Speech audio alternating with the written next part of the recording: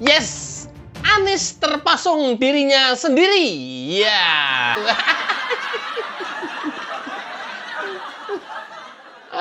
Bagaimana tidak? Anies yang sudah diusung oleh PKB tidak bisa maju sendirian. Harus mengajak partai lain. Karena syarat pengusungan DPRD provinsi 20% kursi atau 25% suara.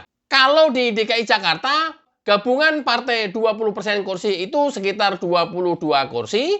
Sementara PKB baru mendapatkan 12 kursi. Artinya perlu PKS atau PDIP atau partai yang lain sehingga total jumlahnya menjadi 22 kursi. Kita tahu PDIP mensyaratkan menjadi wakilnya Anies. Sementara PKS juga sama, mereka mensyaratkan menjadi wakilnya Anies. Ye. Seru.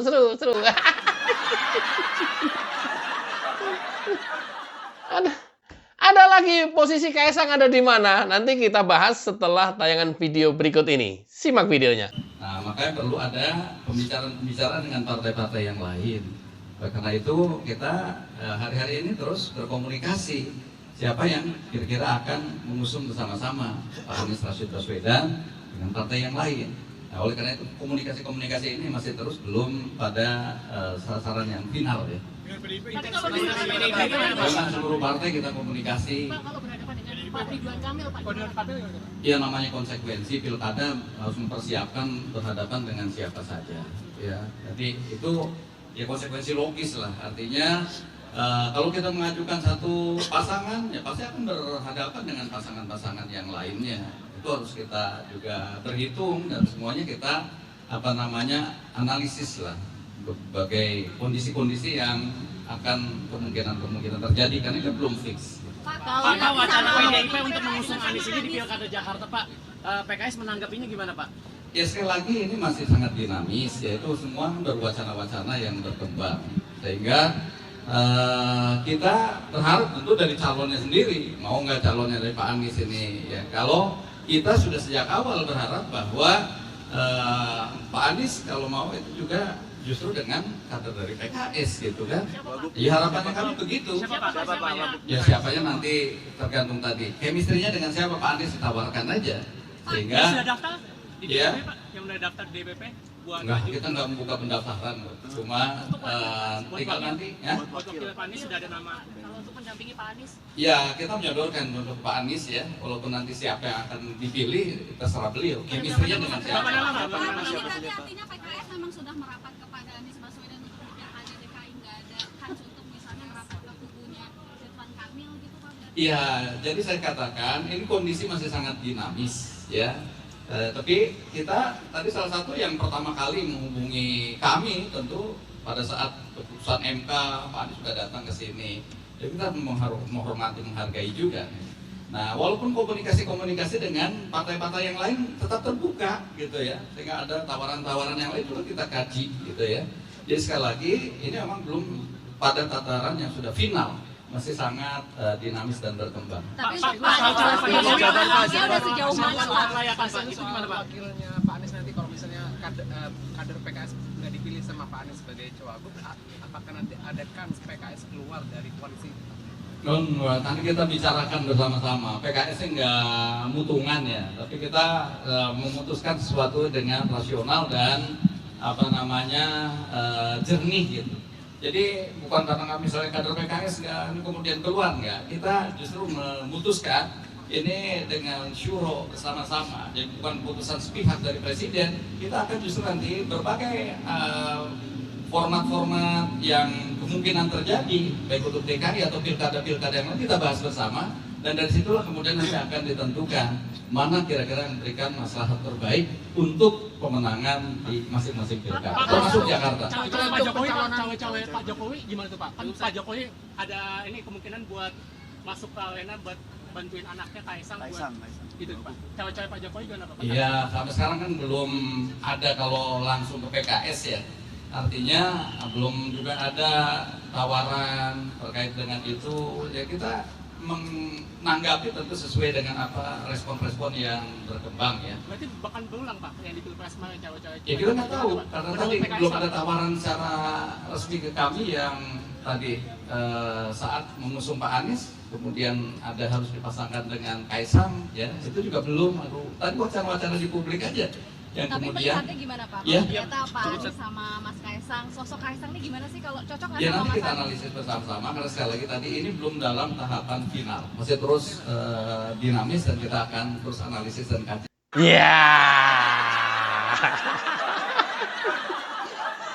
Itulah Presiden PKS Ahmad Saiku. Ya. Jika Anies mau diusung PKS, PKS mensyaratkan harus mendapatkan wakil. Demikian juga PDIP. Kalau pengen mau diusung PDIP, PDIP harus mendapatkan wakil. Ya, tersandra.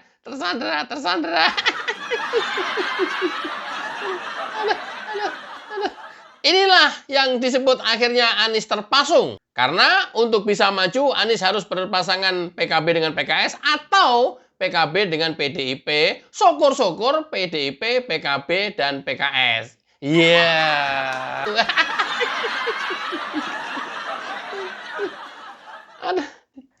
Bagaimana dengan Kaisang yang diisukan selama ini? Ya, belum dibahas. Untuk bisa sukses menjadi gubernur adalah 1.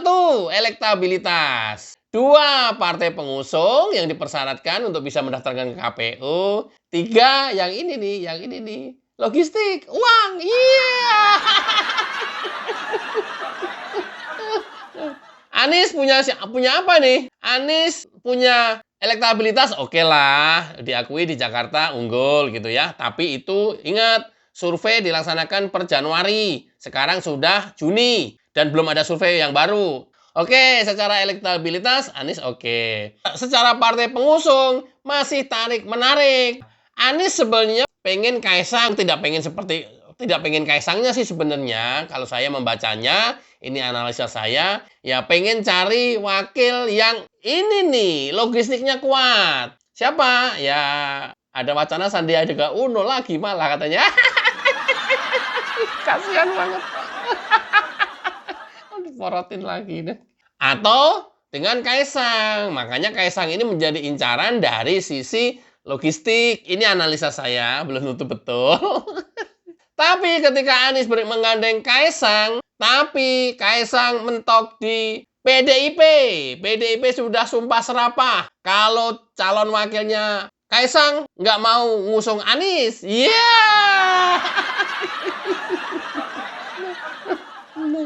PKS nih. PKS masih so-so saja.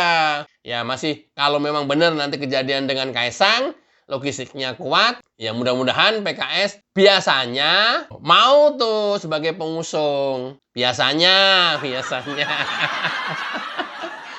Asal logistiknya kuat. Tapi di koalisi Indonesia Maju, sepertinya Kaisang juga tidak gampang begitu saja diambil. Ini mungkin kemungkinannya akan dicalonkan sendiri untuk mendampingi Ridwan Kamil. Tapi ya namanya politik terus berkembang, dinamis, sampai dengan injury time saja masih terus berubah. Kita ikutin saja. Yang paling pasti kalau posisinya seperti ini, Anies harus berpikir 1000 kali untuk bisa maju di pilkada hubungannya dengan logistik. Ini pengamatan saya ini ya.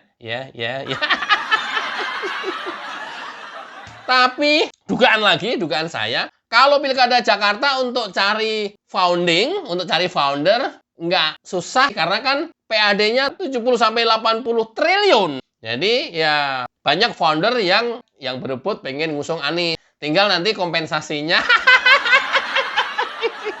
Kok ketawa sendiri kok.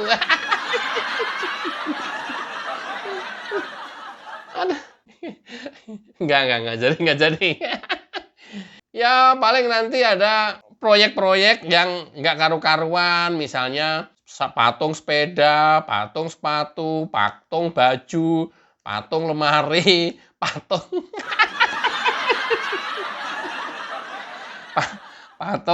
peti mati, patung.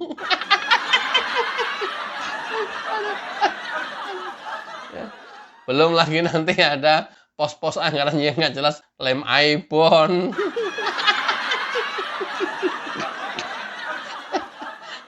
Beli pulpen sampai miliaran. Ya paling kayak gitu-gituan nanti. Bayangin aja men, 2023 itu APBD-nya dan PAD-nya itu 84 triliun kalau nggak salah. Sudah lebih dari 70 triliun.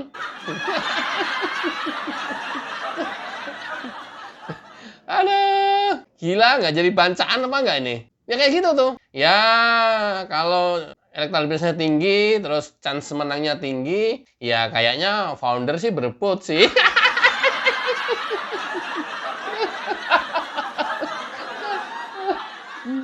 Loh itu faktor utama. 3 tadi ya. Ini yang nggak boleh, nggak harus. Wajib, kudu, is a must. Must be. Wajib. Elektabilitas, partai pengusung, ya, logistik, atau finansial. Ya kalau nggak gimana? Membiayain saksi aja udah ketahuan. Belum alat peraga, belum yang lain-lainnya, belum biaya kampanye, macam-macam lah. Nah ini, kalau Anies sendiri, kayaknya sih masih banyak uang kayaknya ya pasca Pilpres ini. Kan kita nggak pernah tahu uang orang kan. Nah, utang JK. Ya nggak tahu utang JK. Makanya ada isu Sandi mau diajak wakil katanya. Ini mah ngincer uangnya aja ini. Bang Sandi, lu bang, daripada wakil gubernur atau mendingan menteri lah bang. Gimana sih ente? Jangan mau bang. Partai lu nggak lolos ke Senayan loh bang. Uang habis, partai nggak lolos ke Senayan, segi bully. Alamak, kasihan Sandi. Alamak, kasihan. Bang, udah jangan ikutan kayak gitu-gituan. Ngapain sih bang? Oh wakil aja loh. Wakil nggak bisa ngapa-ngapain loh. Anies masih banyak uangnya pasca Pilpres. Siapa bilang udah nggak punya duit? Siapa bilang utang ke Sandi belum lunas? Sudah. Siapa bilang masih utang sama JK? Kagak. Udah nggak ada. Nah, kalau udah lunas semua, ya mungkin nanti JK mau menyokong atau mendukung. Ngadilnya kan ke JK. Banyak kalau pilkada DKI mah banyak lah. Nyari founder mah gampang itu mah.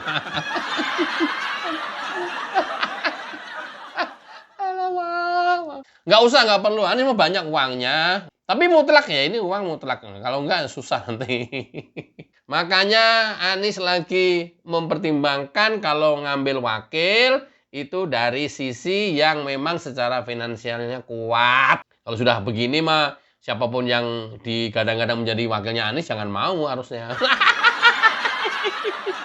Kalau udah ketahuan modusnya begini mah. Ya tanpa itu ya ngapain ngajak wakil tapi ngegendong doang gitu ya. Nggak bisa gendong tapi ngegendong doang. Buat apaan? Nah, kemungkinan kalau wakilnya dari PKS atau dari PDIP, ya rasa-rasanya ya minim juga untuk berkontribusi di biaya. Ini adalah analisa saya. Belum tentu benar. Ya, siapa tahu, orang banyak duit semua kok. Oke ya, itu peta sementara. Analisa cengengesan, mudah-mudahan bermanfaat. Kita ikuti terus perkembangan Pilkada DKI karena ini menarik. Wassalamualaikum warahmatullahi wabarakatuh. Cayo.